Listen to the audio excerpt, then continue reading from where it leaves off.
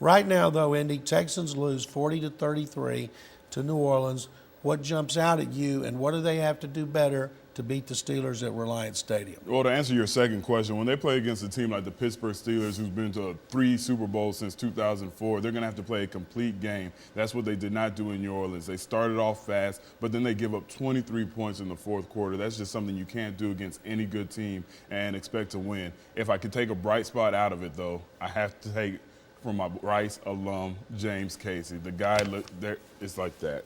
I've been trying to teach you that for 3 years. We're going to get it right now that we have James Casey on the field. But for him to have 5 catches, 126 yards receiving, they give him the ball as a running back, and he picks up 11 yards. This is what we expected from him. I'm not surprised at his production. I'm just surprised that they finally went to him. And this is something that's going to have defensive coordinators for the rest of the year scratching their heads. When I think of what James Casey was able to accomplish, it reminds me of Mike Allstott. You know, that was the last fullback where I felt like teams actually had to have special plays and had to defend the fullback. You haven't seen that since Mike Allstott. Now with the emergence of James Casey, it's just another added weapon for this team. I was impressed when he ran for 11 yards. When I looked up and saw the run, I thought it was Tate until they announced Casey because he looked like Tate. He should have been carrying the ball ahead of Steve Slayton, who looked like he was running in molasses.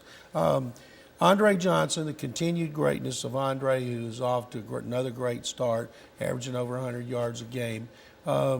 What do you think? What do you think about his continued greatness? You know, I think he's one of those players. He's so good. He's so consistent. People just take him for granted. I'm glad you brought him up because you can't take your number one receiver when he's the number one receiver in the NFL for granted. And it's just impressive. So many teams. I talked about people are going to have to start game planning for James Casey. Well, they've been game planning for Andre Johnson for the last 5 years, and all he does is produce. And with his 7 catches for over 120 yards, it just lets you know that it doesn't matter. You can't stop him. You have to try to slow him down and eliminate everybody else. But double team coverage, triple coverage, when Matt Schaub just throws him the ball, he's going to find a way to get it. And what I like is that he plays different wide receiver spots. Most guys that have the speed of Andre Johnson have the big play ability, all they do is run go routes and post routes. But when you see Andre Johnson in the game, he's running the shallow routes, he's running through the middle, he's running to the flats, he's going everywhere. He doesn't mind going through the middles where all the danger is, where the big hits are seen. He'll catch the ball, and he delivers the hits after he gets the ball. Andre Johnson is going to carry this team to the playoffs. As I said at the start of the show, you played 12 years on defense.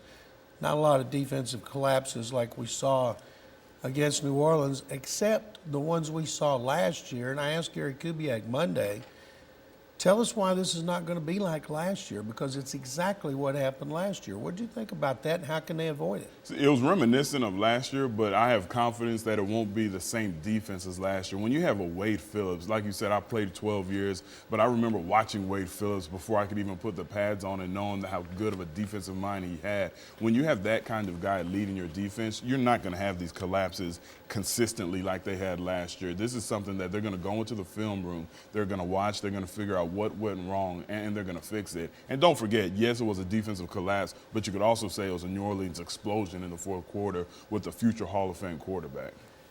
It was so loud in the Superdome. The fans were so jacked up, and then the Texans come out. They go straight down the field. They score a touchdown in the red zone. Schaub's passed Owen Daniels. Then they didn't score again in the red zone. They were 0 out of 4 for touchdowns. So the problem they had 2 years ago, but not last year. Last year they were 4th in red zone touchdowns, and they were 2nd in red zone points. Now it's biting them in the behind again. What do you think of the answers to not have that problem? 2 words, 1 name, Arian Foster. You know, this is a guy, I've said it before, that because of the zone blocking system, your running backs are going to have more productivity than if they're in a different system. But I've never said that Arian Foster isn't an elite running back. And I think in the red zone, he finds a way to get in the touchdown. He had 16 touchdowns last year. I think Ben Tate has done a fine job filling in for Arian Foster, but a couple of those field goals would have been touchdowns if Arian Foster was in the game. I also think Matt Schaub's not crisp down there. When I'm talking about inside the 10, not at the 20. You know, he jumps sometime, like you see on those two-point passes by Breeze, 1 step, throw the ball. Right. They just don't look crisp. Now, Matt Schaub's getting a lot of blame, as he always does. He threw for 375 yards, 3 touchdowns, 1 interception. The interception was at a terrible time. A lot of people say they'll never win with him. You've rushed a lot of quarterbacks Can this team go to the playoffs with Matt? Can it go to the Super Bowl with Matt? It blows my mind. And even though I have my Texan ambassador jacket on, I'm not pandering to the Texans, and I'm not only pointing out the positives of the Texans, because I'll tell you some of the negatives later in the show that I've seen. But Matt Schaub is a legit NFL quarterback. I'll never forget the first year that he came to the Houston Texans, and our defense, we had a 3-and-out, and I remember we were going back to the sideline, we were getting some water, and Matt Schaub made 2 spectacular plays, and one of my ex-teammates, Anthony Weaver, looked at me and said, it feels good to be playing with a real NFL quarterback, and that's exactly what Matt Schaub is.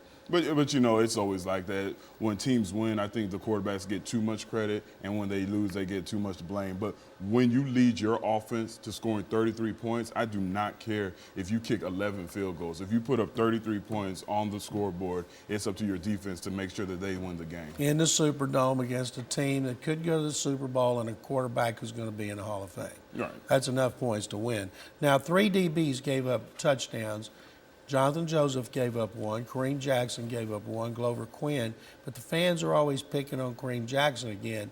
Do you think Kareem still deserves to start, or should they put him on the bench and put in Jason Allen? Well, I don't think he deserves to start ever. You know, as a first-round rookie, I don't think that's your rite of passage to being a starter in the NFL. You have to prove it. And I go back, and I've told this story before, when I was with the Redskins and one of the best cornerbacks to ever play the game, and Champ Bailey was a rookie, he came in after they drafted him 3rd string. You know, he wasn't first, he wasn't second, he was 3rd string. He climbed his way up. He gained his confidence. He proved not only to himself but to his teammates that he deserved to be a starter. So when he was handed the starting role, it just seemed natural. He earned his way. It wasn't just handed to him because of his draft status. So I don't think any first-round pick deserves to be a starter from day one until they prove themselves. And Kareem Jackson hasn't had a chance to do that. I think they need to sit him, let him watch the game, let him see exactly how it's played from the sideline, and give him a chance to fight back. Maybe put him in on nickel or spot duty, but I don't think he should be starting right now because his confidence looks to be shattered. And you start Jason Allen after what you saw in Miami?